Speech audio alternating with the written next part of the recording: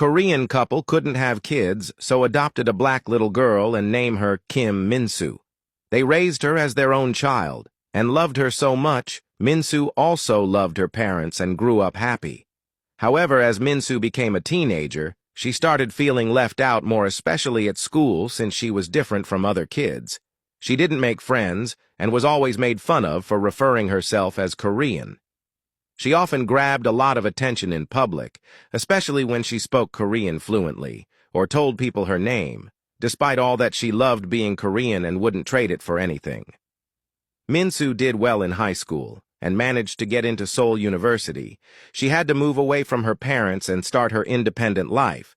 At university, she worked very hard. She took part-time jobs as a cafe waiter, also taught preschool kids. She did that to earn money. One night, Min-soo's friends that she had met at the university encouraged her to go out since she is always busy. They decided to visit one of the popular bars in Seoul. That night, Min-soo was ready to unwind and have a couple of drinks. Across from where they were seated, there was a very handsome guy sitting alone having a whiskey. Besides him were two guys who kept looking at Min-soo and her friends. They made funny comments about Min-soo, and one of the guys made a bet that he was going to get her to bed that night.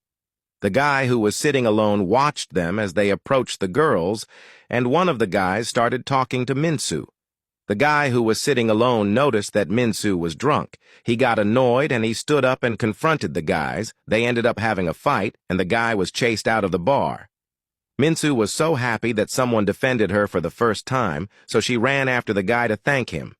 Outside, Min-soo stopped the guy and thanked him. The guy looked serious and told her to be careful next time because guys target women from outside. She explained to him that she is actually Korean and not from outside. The guy looked at her surprised and told her to go home since she looks drunk. As the guy walked away, Min-soo sat alone by the sidewalk because she was too drunk. The guy felt guilty and came back for her. He told her to go back to her friends. Min-soo seemed to have blacked out. The guy sat next to her and tried to talk to her, but Min-soo fell asleep on his shoulder, and that made things a bit awkward for him. After failing to find Min-soo's friends and getting her to tell him where she stays, he ended up taking her with him. In the car, Min-soo had passed out, and the guy was disappointed that there are females who are still careless about how they drink on a night out.